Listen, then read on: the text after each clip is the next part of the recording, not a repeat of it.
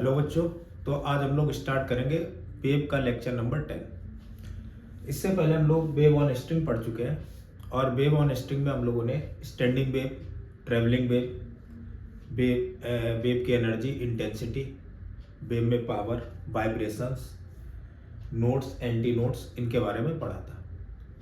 अब जो टॉपिक है अपना वो है साउंड वेव। जेई मेंस हो, नीट हो या एडवांस हो या क्लास 11th और 12th हो, इसके पॉइंट ऑफ व्यू से ये टॉपिक काफ़ी इंपॉर्टेंट है क्योंकि न्यूमेरिकल सबसे ज़्यादा इसी टॉपिक से आते हैं जो कि साउंड वेव है। साउंड वेव की अगर बात करेंगे तो बेसिकली ये जो साउंड वेव होता है वो ट्रांसवर्स वेव नहीं होता, वो लॉन्गिट्यूडनल वेव होता है और लॉन्गिट्यूडनल वेव के बारे में मैं आपसे पहले ही बात कर चुका हूँ। तो स्टार्ट करते हैं साउंड वेव। ठीक है, तो अपना टॉपिक है बेटा साउंड वेव। होता क्या है साउंड वेव समझ लेते हैं। साउंड वेव है बेसिकली, अगर देखा जाए तो साउंड वेव की अगर हम बात करेंगे तो ये 3 डायमेंशनल मैकेनिकल लॉन्गिट्यूडनल वेव है। मतलब ये तीनों डायमेंशन में चल सकता है। तो sound wave basically it is the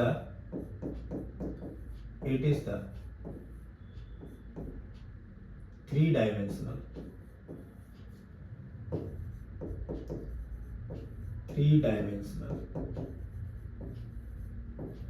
mechanical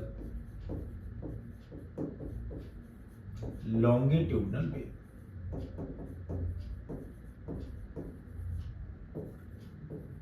longitudinal waves. अब बहुत सारे बच्चों के दिमाग में आ रहा होगा कि सर ये लॉन्गिट्यूडनल वेव क्या होती है। तो बेटा ये 3 डायमेंशनल लॉन्गिट्यूडनल वेव का मतलब है कि ये तीनों डायमेंशन में साउंड वेव ट्रेवल कर सकता है। जैसे मैं ये कहूं कि साउंड वेव इधर चल रहा है, ऐसे इस डायमेंशन में चल रहा है, ये जेड एक्सिस में चल रहा है। तीनों डायमेंशन में लॉन्गिट्यूडनली चल सकता है। तो लॉन्गिट्यूडनल का मतलब ये होता था, जैसे अगर अपन लोग पढ़ते थे कि ट्रांसवर्स वेव क्या थी, जो वेव ऑन स्ट्रिंग थी बेटा वो ट्रांसवर्स वेव थी। जैसे मैं इसकी बात करूं तो ये जो वेव है ये वेव ऑन स्ट्रिंग की बात कर रहा है, ये जो है वो वेव ऑन स्ट्रिंग है।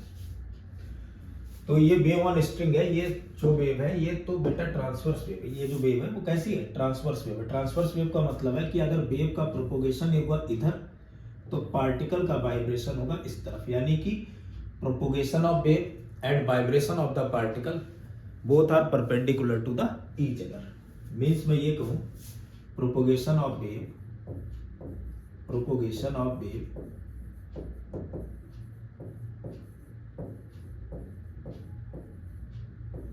and vibration of the particle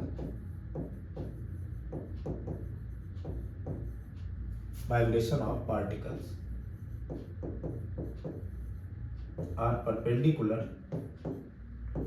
to each other। सारे बच्चे नोट्स बनाते हुए चलेंगे। तो इसे मैं दिखाना चाह रहा हूं, देखो किस तरीके से। अगर मैं बात करूं यहां पर पार्टिकल्स की तो एक पार्टिकल यहां है, यहां है, यहां। ये पहले स्ट्रिंग ऐसी थी, ये थी स्ट्रिंग। जैसे ये पार्टिकल हो गया, यहाँ वाला पार्टिकल ये ऐसे, ये पार्टिकल है, ये पार्टिकल है, ये पार्टिकल है, ये पार्टिकल है। अब ये पार्टिकल जो है अपनी मीन पोजीशन, ये इनकी मीन पोजीशन है, ये मीन पोजीशन के टू एंड फ्रो मोशन करेंगे। देखते हैं कैसे। देखो अगर मैं इन्हें चलाऊं तो कुछ इस तरीके से इनका मीन पोजीशन जो है उसके about to and fro motion कुछ इस तरीके से होगा। देखना बेटा कुछ इस तरीके से। ये जो पार्टिकल अगर मैं ले रहा हूं यहां वाला, ये पार्टिकल, मैं इस पार्टिकल की बात कर रहा हूं। देखना थोड़ी देर में ये पार्टिकल पहले इधर था, अब ये पार्टिकल यहां आ चुका है। अब ये पार्टिकल ऊपर बढ़ता हुआ चला जा रहा है, बढ़ता जा रहा है, बढ़ता जा रहा है, बढ़ता जा रहा है, बढ़ता जा रहा है, इस तरफ पहुंचा। फिर अगेन ये पार्टिकल नीचे आता चला जा रहा है, फिर ये पार्टिकल और नीचे गया और नीचे गया और नीचे गया और नीचे गया, यहां पर पहुंच गया। अगेन ये पार्टिकल ऊपर पहुंचता चला जा रहा है। मतलब पार्टिकल अपनी ही जगह पर है, बस ऐसा लग रहा है कि वेव ऐसे प्रोपोगेट कर रही है। और पार्टिकल क्या कर रहा है, पार्टिकल तो बेटा यहीं पर ऐसे धीरे धीरे वाइब्रेट कर रहा है। जैसे ये पार्टिकल मैंने पकड़ लिया, अब ये पार्टिकल नीचे गया, अगेन देखो ये पार्टिकल ऊपर चलता चला रहा है, चलता चला रहा है, चलता चला रहा है, चलता चला रहा है, ऊपर गया, ऊपर गया, ऊपर गया, ऊपर गया और ऊपर पहुंच गया। फिर ये नीचे की तरफ आता जा रहा है।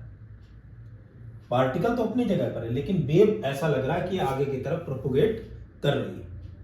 तो ऐसी वेव जिसमें पार्टिकल का वाइब्रेशन जो है बेटा वो किस तरफ है, पार्टिकल का वाइब्रेशन तो इस तरफ है, ये पार्टिकल का वाइब्रेशन हो गया वेव के प्रोपोगेशन के परपेंडिकुलर। ऐसी वेव जिसमें पार्टिकल का वाइब्रेशन, ये पार्टिकल का वाइब्रेशन हो गया और ये वेव का प्रोपोगेशन हो गया। ये दोनों एक दूसरे के अगर परपेंडिकुलर होते हैं तो इस वेव को अपन लोग नाम देते थे बेटा ट्रांसवर्स वेव। ये जो वेव बनी है ये कौन सी है? ट्रांसवर्स वेव है। इस तरीके का नाम देते थे। और वही बात अगर करते थे अपन लोग लॉन्गिट्यूडनल वेव की, तो लॉन्गिट्यूडनल वेव वो वेव होती थी जिनमें क्या होता था, पार्टिकल का वाइब्रेशन और वेव का प्रोपोगेशन दोनों सेम डायरेक्शन में होता था। जैसे ये ऊपर वाली वेव, ये वाली वेव अगर हम देखें तो ये तो लॉन्गिट्यूडनल वेव है। कैसे? देखो ध्यान देना, यहां अगर देखा जाए तो ये एयर की लेयर्स है। मान लो ये वाली जो है सारी की सारी ये एयर की लेयर्स है। तो थोड़ी देर में देखो पहले तो इनमें एक्सपेंशन हो रहा है, ये देखो एक्सपेंड होती चली गई। अगेन इनमें देखो इस तरीके से धीरे धीरे धीरे धीरे धीरे धीरे कंप्रेशन हो रहा है। कंप्रेशन होने के बाद में फिर से एक्सपेंशन हो रहा है। एक्सपेंशन होने के बाद में अगेन धीरे धीरे धीरे धीरे धीरे धीरे कंप्रेशन हो रहा है। तो जब एक्सपेंशन हो रहा है उसको हम लोग कहते हैं बेटा, जहां पर एक्सपेंशन होता है उसे तो अपन लोग एक्सपेंशन ही नाम देंगे, यानी यहां पर ये जो नाम देंगे अपन लोग, ये तो हो गया एक्सपेंशन यहां से यहां तक। और जो कंप्रेशन होता था that is called the rarefaction, इसे नाम देते थे रेयर फ्रैक्शन। यहां पर ये जो नोड उठी हुई है इस तरफ, इसे नाम दिया जाता था बेटा क्रेस्ट, और इसे नाम देते थे अपन लोग ट्रॉफ।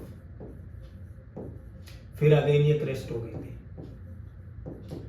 क्रेस्ट से क्रेस्ट तक की डिस्टेंस से बेटा देखो डिनोट की गई, इसे वेवलेंथ कहते थे। या यहां पर ये जो रेयर फ्रैक्शन और ये जो रेयर फ्रैक्शन है, रेयर फ्रैक्शन से रेयर फ्रैक्शन तक की जो डिस्टेंस थी that is called the wavelength, lambda. इसे लैम्डा से डिनोट करते थे। तो होता क्या, साउंड वेव जो है वो longitudinal sound wave basically 3 dimensional mechanical longitudinal wave. Mechanical मैंने इसलिए बोला क्योंकि बेटा यहां पर मीडियम की जरूरत होती है। तो sound wave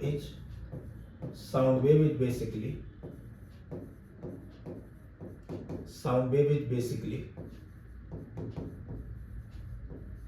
3 dimensional mechanical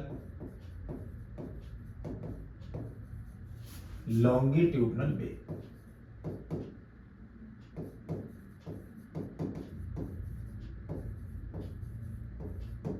sound wave क्या बेटा?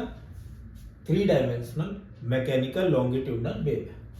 होता क्या है इसमें, अगर अपन लोग जैसे मान लो मैंने क्या किया, मैंने कहा कि मैं साउंड प्रोड्यूस कर रहा हूं, तो मैं अगर साउंड प्रोड्यूस करूंगा तो इस तरीके से देखो एयर की यहां पर लेयर्स होती है। मैंने तो अपने हाथ को रख लिया, अगर बोलूंगा तो हाथ के ऊपर एयर जो है एक फोर्स लगाएगी, तो ऐसे एयर की जो लेयर्स होंगी उनके ऊपर भी फोर्स लगेगा। तो यहां पर ये जो एयर की ये जो लेयर्स हैं इनके ऊपर जैसे ही फोर्स लगता है तो ये फोर्स की वजह से ऐसे से वाइब्रेट होती हैं। तो कहीं ना कहीं ये धीरे धीरे धीरे धीरे पहले कंप्रेस होती हैं, फिर एक्सपेंड होती हैं, फिर कंप्रेस होती है, फिर एक्सपेंड होती है, फिर कंप्रेस होती हैं।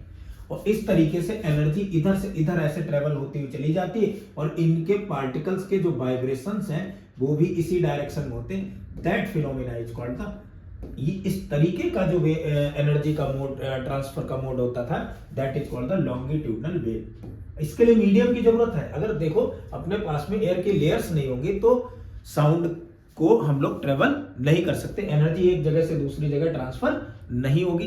तो इसका मतलब ये मैकेनिकल वेव्स है, इनके लिए मीडियम की जरूरत है। लेकिन इनका जो वाइब्रेशंस है, इनके जो पार्टिकल का वाइब्रेशन है वो किस तरफ है बेटा? वो है कि जिस तरफ अपनी एनर्जी प्रोपोगेट हो रही, जिस तरफ वेव प्रोपोगेट हो रही, उसी की तरफ इसके जो पार्टिकल्स हैं, जो लेयर्स हैं एयर की, वो वाइब्रेट कर रहे हैं। So that type of wave is called the sound wave या लॉन्गिट्यूडनल वेव। तो sound wave basically longitudinal wave होती है। ठीक है, इतनी बात अपन लोग समझ गए।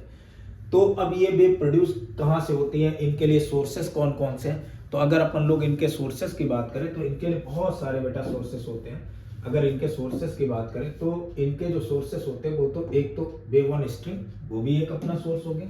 अगर मैं इनके सोर्सेस की बात करूं तो साउंड वेव के जो सोर्स होते हैं, पहला सोर्स ऑफ साउंड वेव,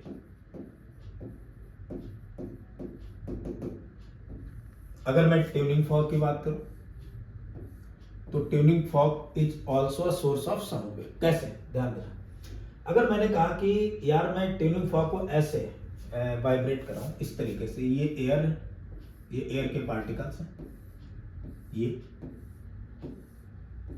उनकी ये लेयर्स हैं, और मैंने इसको ट्यूनिंग फॉर्क को लेकर गया, किसी टारगेट से ऐसे हिट किया, और हिट करने के बाद में इसकी प्रॉन्ग्स इस डायरेक्शन में ऐसे वाइब्रेट करना चालू कर देंगे।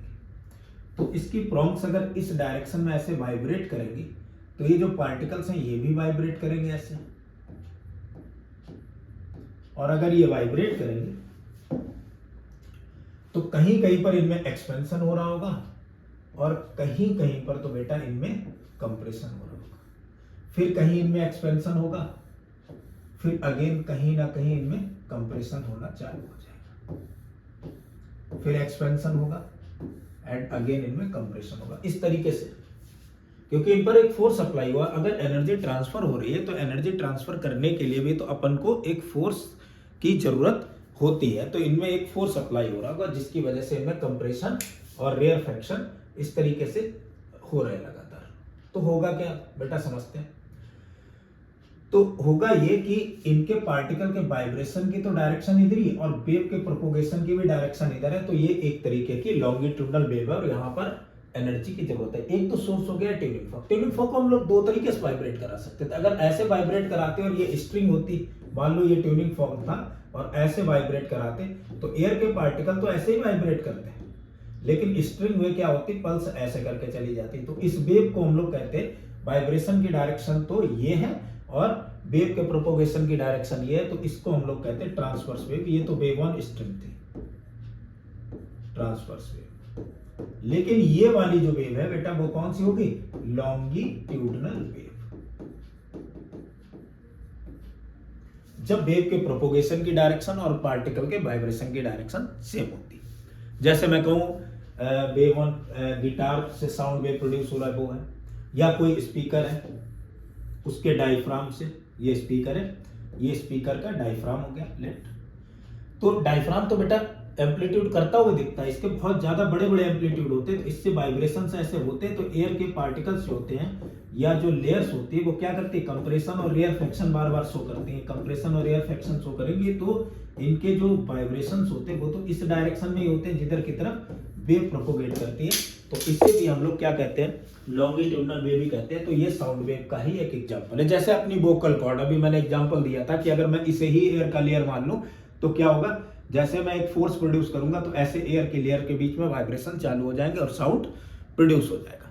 तो साउंड क्या बेसिकली एक लॉन्गिट्यूडनल मैकेनिकल वेव्स है। लॉन्गिट्यूडनल का मतलब है कि जिधर की तरफ वेव प्रोपोगेट होगी, एनर्जी जिधर की तरफ ट्रेवल करेगी उधर की तरफ ही पार्टिकल का या लेयर्स का वाइब्रेशन होगा, that is called the sound wave. यहां तक मेरे ख्याल से बात समझ में आ गई होगी बच्चों।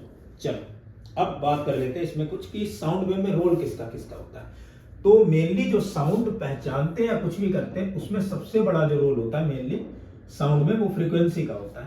तो फ्रीक्वेंसी का जो बेटा साउंड अगर हम लोग जनरेट करते हैं तो फ्रीक्वेंसी का इसमें बहुत बड़ा रोल है। कैसे रोल है समझो। जैसे अगर मैं बात करूं, मैंने कहा कि फ्रीक्वेंसी अपने पास में 1000 हर्ट्ज है। यहां पर ये मैंने एम्पलीफायर ले लिया, इसकी फ्रीक्वेंसी 1000 हर्ट्ज। बेटा ट्यूनिंग फॉर्क की फ्रीक्वेंसी तो चलो चेंज नहीं होती है, अपन लोग कांस्टेंट मान लेते हैं। 1000 हर्ट्ज है, इसका मतलब क्या हुआ, 1 सेकंड में 1000 बार इस तरफ इस तरफ इस तरफ इस तरफ ऐसे वाइब्रेट कर रही है। लेकिन अगर हम लोग स्पीकर की बात करें, अपने वोकल कॉर्ड की बात करें या गिटार की बात करें या किसी म्यूजिकल इंस्ट्रूमेंट की बात करें तो उसकी फ्रीक्वेंसी एक नहीं होती कि मैं कहूँ 1000 हर्ट्ज की एक ही फ्रीक्वेंसी, ना, वहां पर तो बंचेज ऑफ फ्रीक्वेंसीज हुआ करती, बहुत सारी ऐसी फ्रीक्वेंसीज हुआ करती, वो ऐसे करके ट्रेवल किया करती, बहुत सारी फ्रीक्वेंसी चलेगी। तो इसलिए क्या होता है कि साउंड में जब बंचेज ऑफ फ्रीक्वेंसी चला करती है ना, तो एक फ्रीक्वेंसी अगर होगी तो एक ही जैसी आवाज सुनाई देगी, लेकिन अपनी आवाज में लगातार वेवफॉर्म बना करते हैं, उससे ऐसा लगता है आवाज अलग अलग डिफरेंशिएट हो जाती है। तो साउंड को डिफरेंशिएट करने के लिए बंचेज ऑफ फ्रीक्वेंसी का होना जरूरी होता है। तो यानी यहां पर रोल जो है वो बेटा फ्रीक्वेंसी का है। जैसे मैंने कहा कि मैं अपने साउंड की बात करूंगा तो मेरी साउंड जो है वो 3 तरीके से पहचाना जाएगा। मेरा साउंड पहचाना जाएगा कि मेरी आवाज में लाउडनेस कितनी है, एक तो इससे पहचाना जाएगा। दूसरा बेटा पहचाना जाएगा कि पिच कितनी है।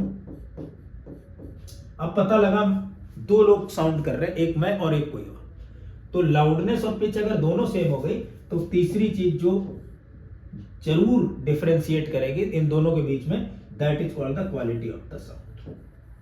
ये डिपेंड करेगी कि कैसी वेवफॉर्म बन रही है। तो अलग अलग ऐसा नहीं है एक ही फ्रीक्वेंसी से अगर करता, मान लो लाउडनेस सेम होती, पिच सेम होती, फ्रीक्वेंसी सेम होती, तो ये क्वालिटी तो सेम हो ही जाती है। यानी कि हम लोग अलग अलग पर्सन की आवाज या अलग अलग टाइप के एनिमल्स की आवाज को डिफरेंशिएट नहीं कर पाते, लेकिन आवाज तो डिफरेंशिएट हो ही जाती। बिल्ली ने अगर म्याऊ किया, कुत्ते ने भौं किया, तो हम लोग आवाज को डिफरेंशिएट कर सकते हैं। तो डिफरेंशिएट करने का जो सबसे बड़ा रोल प्ले करता है, that is called the frequency. अब फ्रीक्वेंसी अगर एक ही जैसी होती तो काम नहीं बनता, लेकिन क्या होता है जब हम लोग अपने वोकल से या स्पीकर से या किसी भी चीज से आवाज निकालते हैं तो उसमें बंचेज ऑफ फ्रीक्वेंसी होती, बहुत सारी फ्रीक्वेंसी हुआ करती। उनकी वजह से अगर लाउडनेस सेम हो गई, मान लो पिच भी सेम हो गई, लेकिन क्वालिटी सेम नहीं हो सकती, अलग अलग वेवफॉर्म बना करते। इन चीजों को थोड़ा सा डिटेल में अपन लोग देखेंगे कि क्या होता है, ध्यान देना जरा बेटा। तो सबसे पहले तो अपन लोग बात करेंगे यहाँ पर पिच की, कि पिच क्या होती है, ध्यान देते हैं बेटा। अगर अपन लोग बात करें पिच की, तो पिच जो होती है, पिच एक तरीके का सेंसेशन है, अपने ईयर को जो सुनाई देता है, दैट इज द सेंसेशन। तो pitch is the sensation, it is a sensation.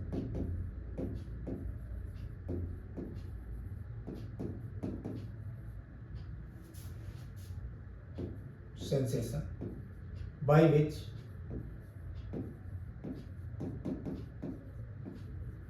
one can differentiate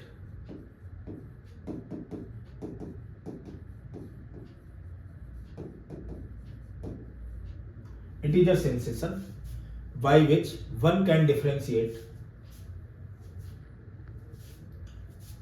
between male voice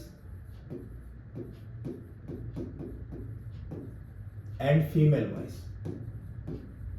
भाई एक एग्जांपल ले रहा हूं, वैसे तो ये अपन लोग ये मान के चलते हैं ब्रेन का एक ऐसा सेंसेशन है जो ज्यादा फ्रीक्वेंसी, हाई फ्रीक्वेंसी और लो फ्रीक्वेंसी के बीच में डिफरेंशिएट करता है, that is called the pitch. लेकिन अगर इजी हम लोग तरीके से समझे, यानी इजी लैंग्वेज में समझे, तो पिच एक ऐसा सेंसेशन है इसमें कोई भी एक ऐसा पर्सन होगा जो मेल वॉइस और फीमेल वॉइस में डिफरेंशिएट कर पाएगा, male voice and female voice. बात करते हैं अगर हम लोग कि हाई पिच कौन सी होती है, तो हाई पिच का मतलब है जो फीमेल वॉइस होती है वो हाई पिच की होती है। फीमेल वॉइस मीन्स जिनकी इंटेंसिटी ज्यादा होगी,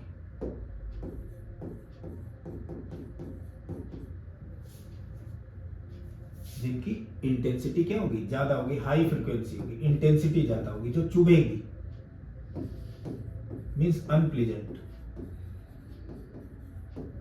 लेकिन अगर वहीं पर हम लोग लो पिच की बात करते हैं,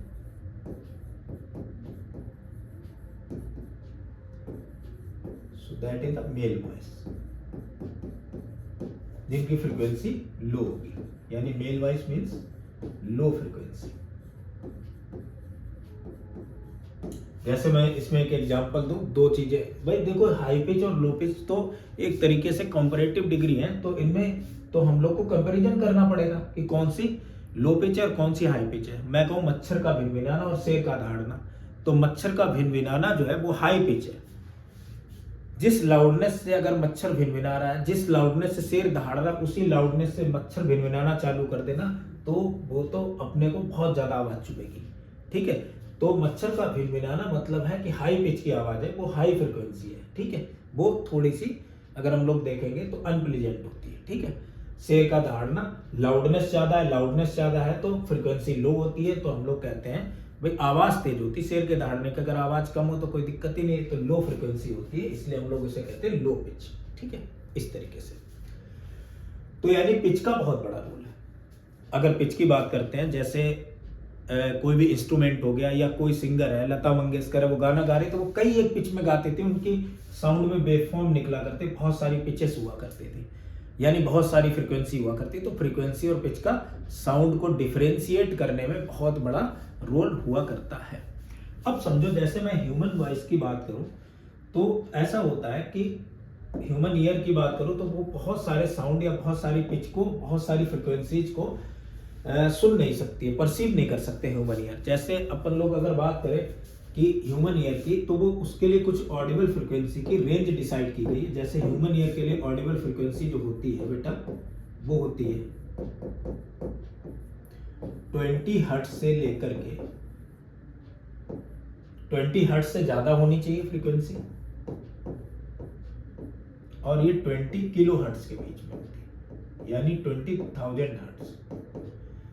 इतने के बीच की फ्रीक्वेंसी है अगर, तो ह्यूमन ईयर आसानी से सुन सकता है। इससे ऊपर की 20,000 हर्ट्ज से ऊपर की फ्रीक्वेंसी की आवाज को नहीं सुन पाएगा, और 20,000 नीचे की आवाज को नहीं सुन पाएगा। ये तो एक रफ डेटा है, ऐसा नहीं कि यही डेटा फिक्स रहता है। हो सकता है कोई ऐसा पर्सन हुआ जिसकी आवाज 19 हर्ट्ज हुई, तो भी हो सकता है सुनी। तो ये तो अपन लोग मान के चलते हैं कि रफ डेटा है, लेकिन मोर और लेस अगर देखा जाए तो ज्यादातर यही डेटा हम लोग यूज किया करते हैं। 95% नहीं, 99% मतलब एवरेज अगर देखा जाए तो ये डेटा काम कर जाता है। ठीक है, जैसे अगर मैं डॉग्स की बात करूं तो यार वो तो 50 किलो हर्ट्ज तक सुन सकते हैं, टिल 50 किलो हर्ट्ज, मतलब 50,000 हर्ट्ज तक भी डॉग्स जो है वो सुन सकते हैं। इसका मतलब ये नहीं कि डॉग्स अपने से ज्यादा, मतलब ऐसा है कि उनके अंदर अलग क्वालिटीज दे दी गई तो भगवान हमें इंसान क्यों बनाया, कुत्ता बना देते, तो ऐसी चीजें नहीं है। मतलब कि कुत्ते ये आवाज सुन सकते हैं, इसका मतलब उनकी सेंसेशन ज्यादा है, उनके ईयर जो है वो ज्यादा इतने साउंड को परसीव कर सकते हैं। अगर हम लोग बैट्स की बात करें, चमगादड़ की, तो वो क्या करते हैं, वो सुन सकते हैं टिल, ये अल्ट्रासोनिक है, ये जो रेंज होती है बेटा अल्ट्रासोनिक रेंज होती है, तो चमगादड़ तो अल्ट्रासोनिक रेंज तक सुना करते हैं। जो बैट्स होते हैं वो 100 किलो हर्ट्ज तक सुन सकते हैं, अल्ट्रासोनिक रेंज में होते हैं। तो ये 100 किलो हर्ट्ज तक की फ्रीक्वेंसी को सुन सकते हैं। अगर यही बात करें थोड़े से हैवी जानवर की, यानी कि राइनोसोरस, गेंडे की बात करते हैं, तो ये इंफ्रासोनिक में भी सुन सकता है। 20 हर्ट्ज से भी नीचे पहुंचते हैं तो इंफ्रासोनिक रेंज में अपन लोग पहुंच जाते हैं। तो इंफ्रासोनिक यानी 5 हर्ट्ज तक की आवाज को सुन सकता है। अब अगर मान लो, इसका मतलब ये नहीं कि कोई अगर आवाज जो है किसी के अगर 19 हर्ट्ज है तो वो राइनोसोरस की कैटेगरी में पहुंच जाएगा, जानवरों कैटेगरी में पहुंच जाएगा। मतलब किसी का भाई अगर 19 हर्ट्ज से बोल रहा है, 20 हर्ट्ज से नहीं बोल रहा है, उसकी फ्रीक्वेंसी अगर है, तो ये कहोगे नहीं है तो इंसान नहीं तो गेंडा है। तो ऐसा नहीं है। होता क्या है, हम लोग कैटेगराइज इस तरीके से थोड़े करेंगे। ये तो मैंने कहा रफ अपने पास में डेटा है। रफ डेटा का मतलब ये नहीं कि मैंने फिक्स कर दिया 20 हर्ट्ज ही होनी चाहिए, लेकिन ये अपने पास में डेटा है, लगभग मोर और लेस इन सब चीजों पर वर्क कर लिया जाता है। तो यहां तक मुझे लग रहा है कि पिच के बारे में बात समझ में आ गई। साउंड की 3 तरीके की अगर पहचाना जाएगा, डिफरेंशिएट किया जाएगा, तो उसके 3 तरीके हैं। पहला तो पिच से हम लोग पहचानेंगे कि अलग अलग पिच हुई, तब पहचान लेंगे कि मेल वॉइस कैसी है, फीमेल वॉइस कैसी है, पिच से पता लगेगा। या ये पता लग जाएगा कि पिच से कि हो सकता है किस जानवर की आवाज है, बिल्ली की आवाज है या कुत्ते की आवाज है, पिच से पता लग जाएगी, या लाउडनेस से पता लग जाएगी। ठीक है, सेकेंड जो टर्म है अपने पास में डिफाइन करने के लिए, दैट इज द लाउडनेस। तो सेकेंड इज लाउडनेस। तो अगर लाउडनेस की बात करते हैं,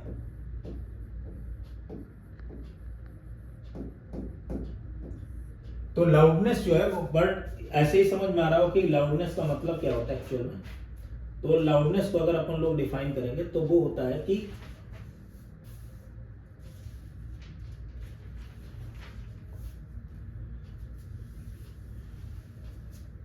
साउंड जो है उसकी इंटेंसिटी कितनी है किसी आइडियल इंटेंसिटी के कंपैरिजन में। ठीक है, तो it is the ratio of intensities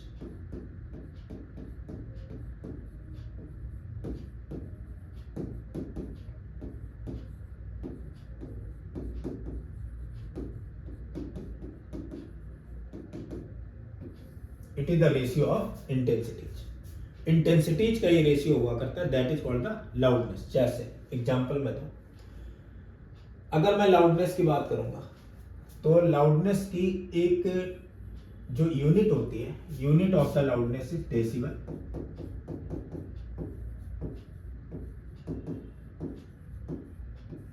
बल्कि मैं कहूंगा इंटेंसिटी की यूनिट डेसिबल, इसे बीटा से डिनोट करते हैं, and that is log 10 log 10 base I upon में I naught, where I naught is the ideal intensity। अभी तो इंटेंसिटी की बेटा जो साउंड वेव में बात है वो अपन लोग आगे किसी लेक्चर में बहुत डिटेल में इस चीज को पढ़ेंगे। फिलहाल में तो ऐसे देख लेते हैं, मान लेते हैं एक न्यूमेरिकल एक एग्जांपल की हेल्प से इस चीज को देख लेते हैं। देखो बेटा, मान लो कि इस तरीके से कोई साउंड है उसकी इंटेंसिटी को इंक्रीज कराया जा रहा है बाई फैक्टर ऑफ 20। किसी साउंड की इंटेंसिटी को 20 के फैक्टर से इंक्रीज कराया जा रहा है। तो ये पूछा गया how many decibel is the sound level increased. तो साउंड का लेवल कितना इंक्रीज होगा, that is the loudness. Loudness is the level of the sound. तो साउंड का लेवल जो इंक्रीज होगा बेटा उसे तो अपन लोग कहेंगे delta V, and delta V is equal to the V2 minus V1। पहले जो साउंड था वो था अपने पास में 10 log 10 I अपॉन में I नॉट। मैंने कहा I नहीं बेटा I1। दूसरी बार में कितना हो जाएगा 10 log 10, मैंने कहा I2 अपॉन I नॉट। अब बेटा log की तो प्रॉपर्टी मैंने 10 तो कॉमन ले लिया, तो यहां बन गया अपने पास में log 10 I1 upon I not minus log 10 base I2 upon में I नॉट। अगर मैंने यहां से log की प्रॉपर्टी यूज की log m minus log n, तो log m अपॉन n होता है, that is log 10 I1 upon में I नॉट अपॉन में I2 अपॉन में I नॉट। I नॉट से तो I नॉट कैंसिल हो गया।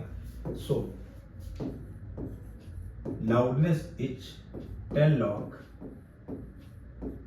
10 बेस I1 अपॉन में I2। इन्होंने ये बोला कि इसे जो इंक्रीज कराया जा रहा है वो फैक्टर ऑफ 20 है, तो इसका मतलब I1 upon I2 is 20। Then delta B beta equal to 10 log 10 base 20। log 10 base 20 को अपन लोग दो तरीके से लिखेंगे, log 10 base 2 plus log 10 base 10। log 10 base 10 की तो वैल्यू बेटा 1 हो जाएगी, और इसकी वैल्यू अगर अपन लोग निकालेंगे दैट इज 1.3 डेसिबल। ये आंसर आ जाएगा। चलो यहां तक बात क्लियर। अब आगे बढ़ते हैं बेटा, इसी चीज में कुछ टर्म और भी होते हैं। जैसे अगर दो साउंड है या दो नोड है वो एक साथ अगर प्रोड्यूस हो रही है तो उस चीज को हम लोग कहते हैं कॉर्ड। म्यूजिकल इंस्ट्रूमेंट में इस चीज को पढ़ा होगा कि ये कॉर्ड वो कॉर्ड, ठीक है। तो होता क्या है कि अगर दो नोट है नेक्स्ट इज कॉर्ड। कॉर्ड क्या होता है बेटा समझो। कॉर्ड बेसिकली जो होता है कि अगर दो नोट है, if to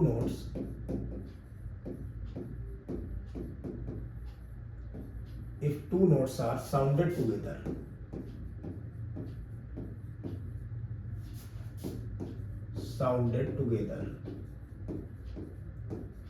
then resultant note is called chord। अगर दो नोट एक बिल्कुल साथ साथ में साउंड कराई जाएंगी तो जो रिजल्टेंट नोट होगी वो उसे क्या हम लोग कहेंगे बेटा कॉर्ड कहेंगे। जैसे मैं कहूं कि हारमोनियम के साथ में सिंगिंग करना, तो एक सिंगिंग कर रहे हैं यानी वोकल नोड है, और दूसरी हारमोनियम की जो टोन होगी वो एक दूसरे के साथ में अगर साउंड कराया जाएगा तो उसे हम लोग कहेंगे कॉर्ड, ठीक है। कॉर्ड जो होता है वो दो तरीके का होता है बेटा। फर्स्ट इज द कॉनकॉर्ड,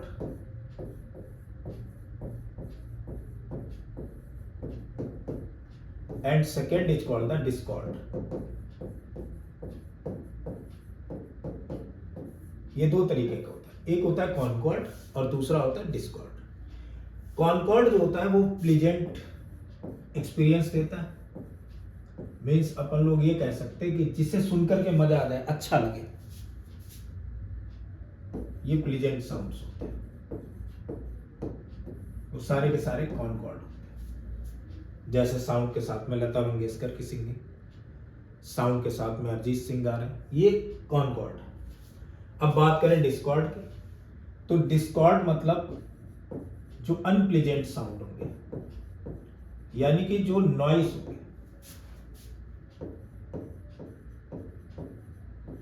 शोर जैसा मचे,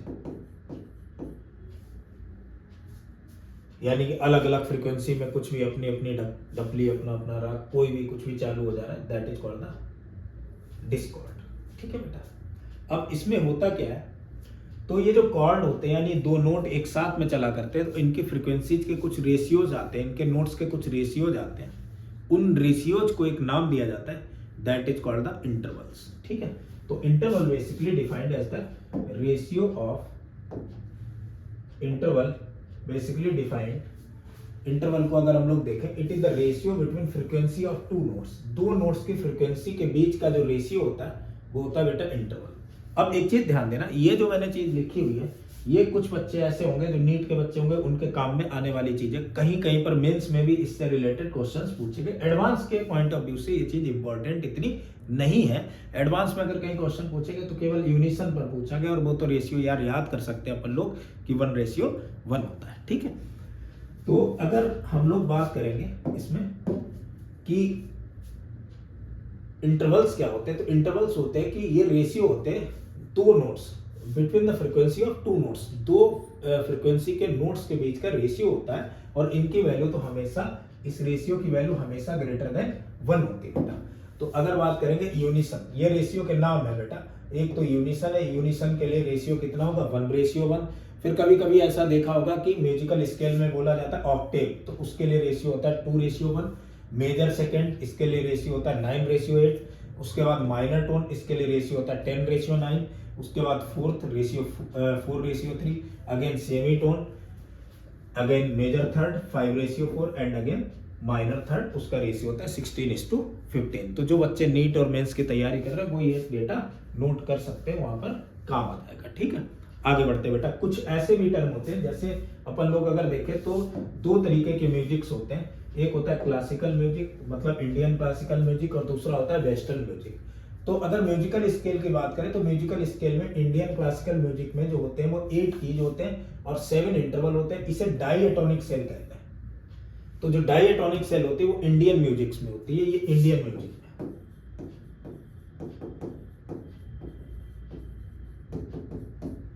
ऐसे ही अगर हम बात करते हैं इक्वली टेम्पर्ड स्केल, ये वेस्टर्न म्यूजिक में काम करती है।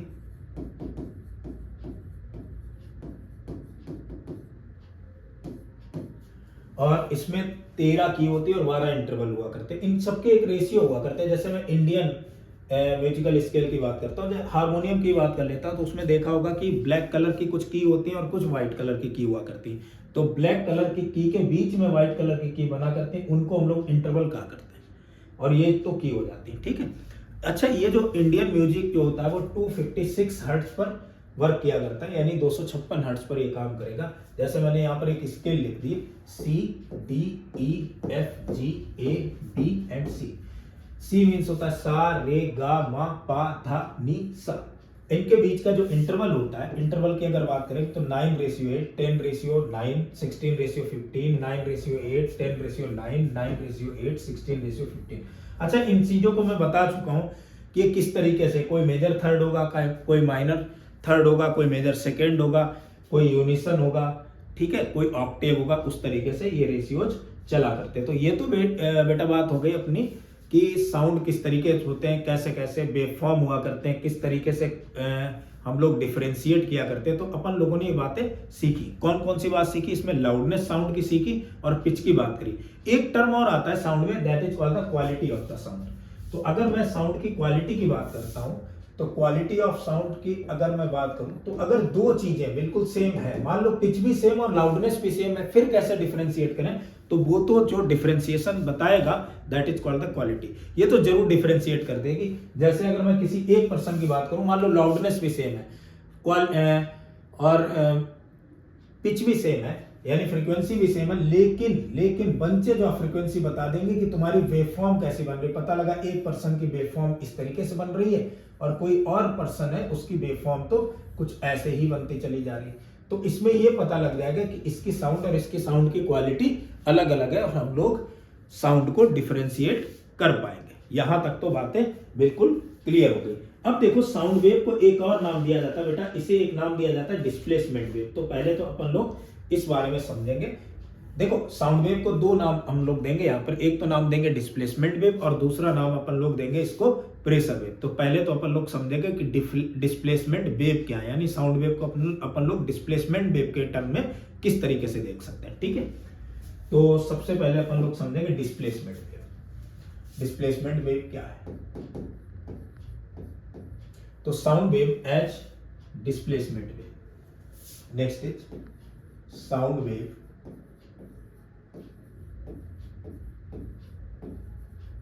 एज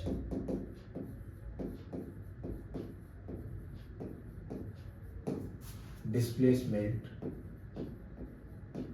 वेव,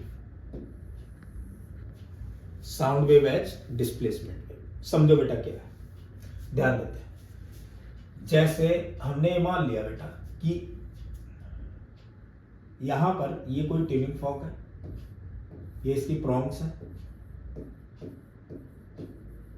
और इन प्रॉन्ग्स को वाइब्रेट करा रहे हैं, ये वाइब्रेट कराती है प्रॉन्ग्स को, इन्हें वाइब्रेट कराया तो ये जो एयर के पार्टिकल्स होंगे ये भी वाइब्रेट करेंगे इस तरीके से,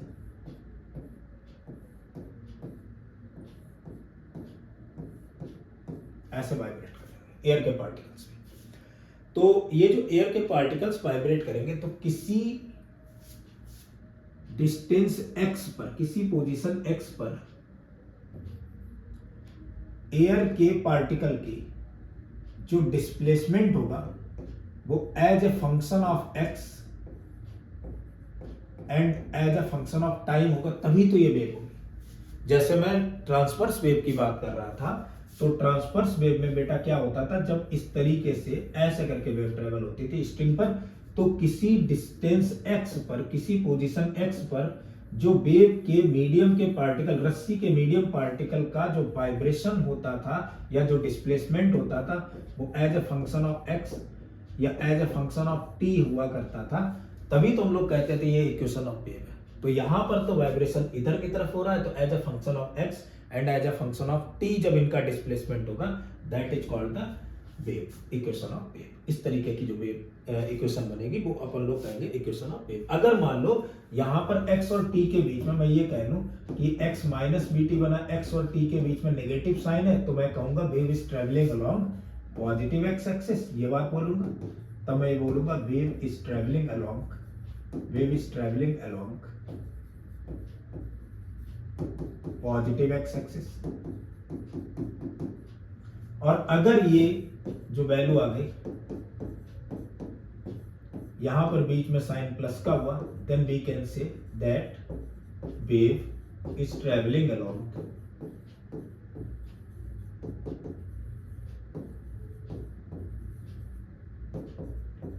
नेगेटिव एक्स एक्सिस। तो अगर इनके बीच में साइन जो है वो पॉजिटिव का आएगा तो अपन लोग बोलेंगे कि wave is travelling along positive x axis, otherwise we can say that wave is travelling along negative x axis. यहां तक तो बात क्लियर है। अब आगे बढ़ते बेटा, ध्यान देना। तो होगा क्या समझो, ये जो पार्टिकल है अभी अपन ये लेट करे ले रहे कि यहां पर जो है ये इसकी इक्विलिब्रियम पोजीशन है, यहां पर जो पार्टिकल की पोजीशन है दैट इज द, यहां पर जो पोजीशन है that is the equilibrium position, ये इसकी इक्विलिब्रियम पोजीशन, ठीक है। इक्विलिब्रियम पोजीशन से किसी एक और maximum displacement is called the amplitude of the particle.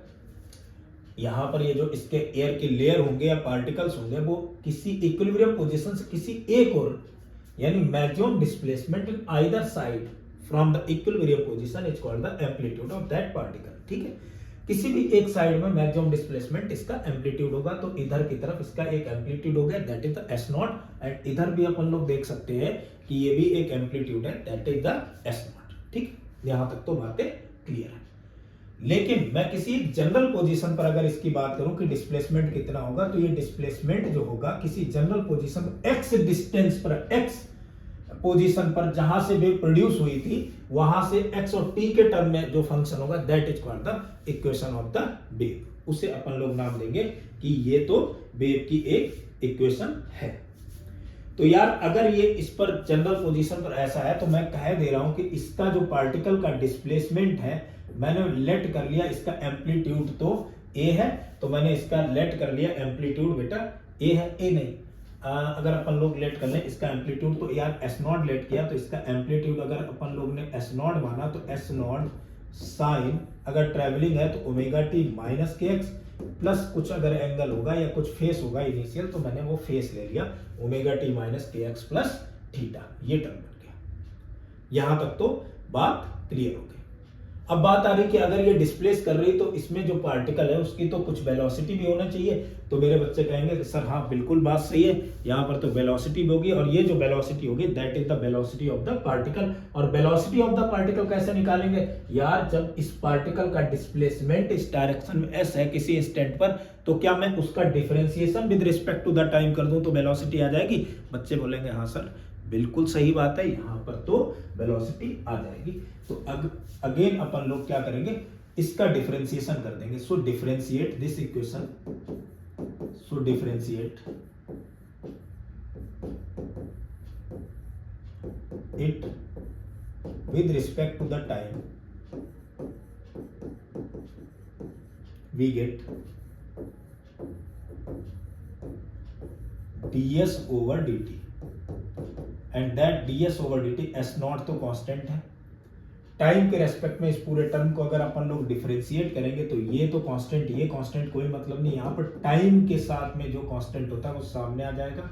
Sign omega t minus k x का हो जाएगा बेटा cos omega t minus k x plus theta.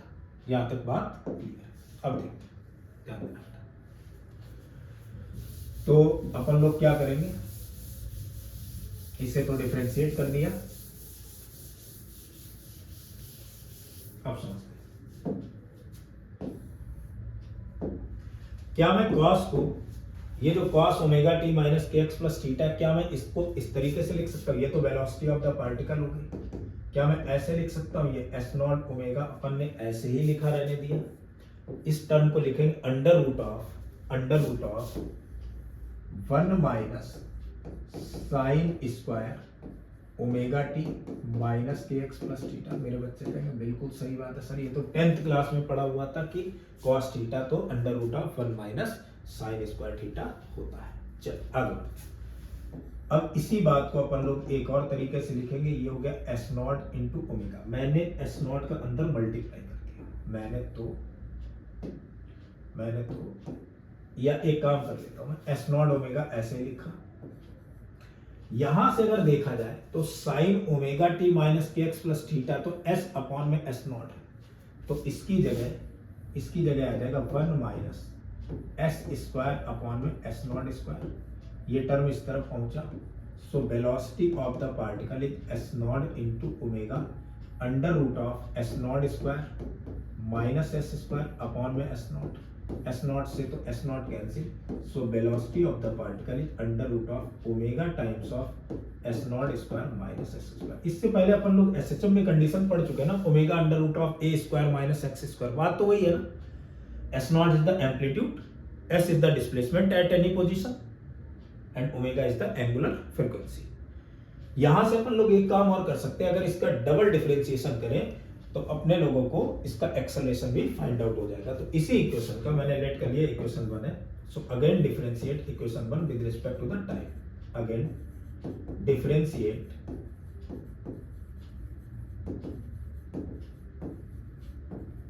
Equation 1 with respect to time. तो टाइम के साथ में अगेन इसे डिफरेंशिएट करेंगे, that is the d2s over dt2 and that d2s over dt2 s naught omega तो ऐसे ही लिखेंगे। कॉस का बेटा होता है माइनस साइन, यानी माइनस साइन सामने आ जाएगा। यहां पर ओमेगा इसका कॉफिशिएंट है तो वो एक बार और सामने आएगा, और कॉस का तो साइन में कन्वर्ट कर लेंगे, यानी omega t minus k x plus theta.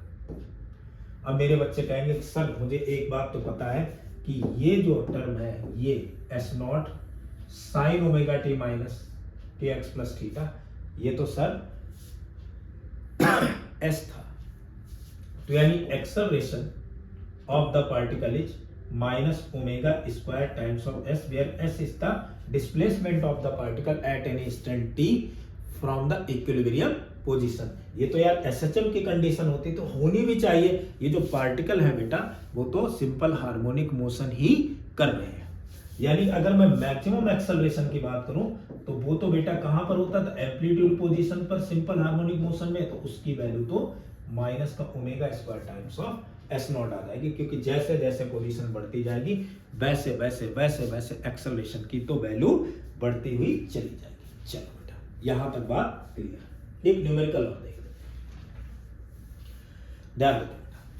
Numerical कुछ इस तरीके का है कि अगर अपने पास में कोई इक्वेशन दे रखी है किसी लॉन्गिट्यूडनल वेव की, and that is s equal to 5 micrometer sine 1000 t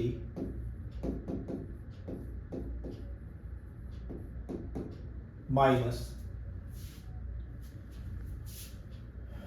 2x, ये दे रखी है इक्वेशन। ये डिस्प्लेसमेंट ऑफ द मैं कहूँ एयर के लेयर का या एयर के पार्टिकल का इस तरीके से दे रखा है, उसकी इक्वेशन दे रखी है वेव की, लॉन्गिट्यूडनल वेव की इक्वेशन। तो हमें फाइंड आउट करनी, फर्स्ट फाइंड करना है displacement amplitude,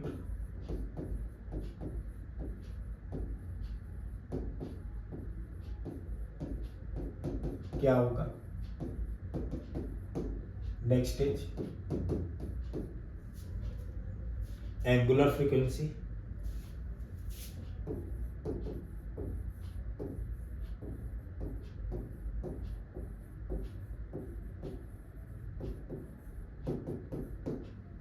next is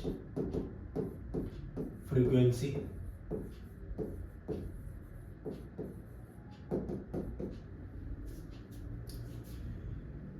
again angular wave number,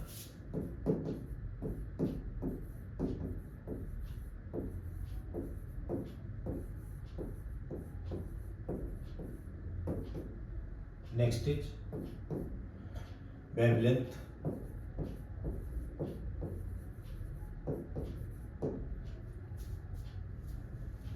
again इसके बाद में अगर अपन लोग बात करेंगे so speed of the wave, next is speed of the wave,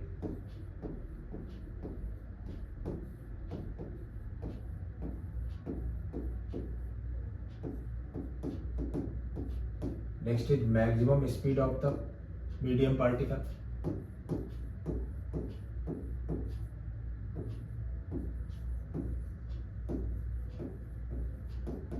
सारी बातें इसी में देख लेंगे। Speed of the particle, speed of the particle,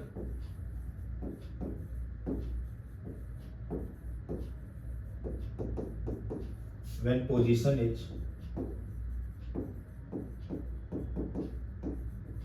3 micrometer from equilibrium, position from equilibrium is 3 micrometer. Next is maximum acceleration. मेरे ख्याल से इतनी सारी बातें सफिशिएंट है पता करने के लिए। चलो सबसे पहले तो अपन लोग इससे कंपेयर कराते हैं इक्वेशन को। तो इक्वेशन तो थी अपने पास में s equal to s naught sine omega t minus का के एक्स। यहाँ से बहुत सारी इंफॉर्मेशन मिली है। एस नॉट तो एम्पलीट्यूड था, तो एम्पलीट्यूड तो अपने लोगों को पता लग गया कि सर एम्पलीट्यूड तो 5 माइक्रोमीटर है। चलो पहली बात, पहली कहानी क्लियर हुई, पहला पॉइंट निकल के आ गया। अब एंगुलर फ्रीक्वेंसी की बात करें तो यहाँ पर बेटा ओमेगा और इधर 1000 है, तो एंगुलर फ्रीक्वेंसी तो हो गई अपने पास में 1000 रेडियन पर सेकेंड। अब बात करते हैं वेव नंबर की, तो ये वेव नंबर हो गया। और वेव नंबर तो वो फ्रीक्वेंसी की बात करते हैं, तो फ्रीक्वेंसी जो होती है बेटा वो क्या होती है, ओमेगा इक्वल टू 2πf होता है, तो फ्रीक्वेंसी होगी ओमेगा अपॉन में 2π, so that is the 1000 divide by 2π and we can say that is 500 divide by pi hertz. ये तो हो गई फ्रीक्वेंसी। अब आगे अगर बात करेंगे वेव नंबर की, so wave number defined as the K, तो के को अपन लोग कैसे लिखेंगे, K is defined as 2π upon में लैम्डा। लेकिन के तो यहाँ पर है, अगर कंपेयर करेंगे तो ये तो वेव नंबर तो बेटा आ गया 2π पर मीटर रेडियन पर मीटर, 2π रेडियन पर मीटर। माइक्रोमीटर में दिया तो अपन लोग माइक्रोमीटर में इस चीज को लिख लेंगे। So wave number is 2 by 2 radian पर माइक्रोमीटर, ये आ गया wave. Next is the wavelength. So wavelength k is basically defined as 2 pi upon में lambda. So lambda is 2 pi by k and k is the 2. So 2 pi upon में 2 से 2 cancel हो जाएगा. So wavelength is pi micrometer. ये wavelength. अब speed of the wave निकालते हैं बेटा। तो वेव की स्पीड तो ओमेगा बाई के होती है, तो speed of wave is omega by के एंड ओमेगा इज 1000 एंड के इज ऑल्सो 2 डिवाइड करेंगे, दैट इज द 50 मीटर पर second. Maximum speed of the medium particle की अगर बात करते हैं तो बेटा वो तो एम्पलीट्यूड यानी एस नॉट इंटू ओमेगा हो जाएगी। सो एस नॉट तो एम्पलीट्यूड है यानी 5 micrometer, 5 into 10 to the power -6 and value of the omega is 1000। इसका मल्टीप्लाई करेंगे, सॉरी बेटा यहाँ पर माइक्रोमीटर में आएगा आंसर, तो ये हो जाएगी अपने पास में 5000 micrometer per second. Speed of the particle when position is from the equilibrium position is 3 micrometer. तो यार स्पीड तो पार्टिकल की पता थी बेटा, वो क्या थी, omega under root of S naught square minus S square, where S is the position, S naught is the amplitude. So अगर अपन लोग बात करेंगे यहाँ पर तो इस तरीके से लिख सकते हैं इस चीज को कि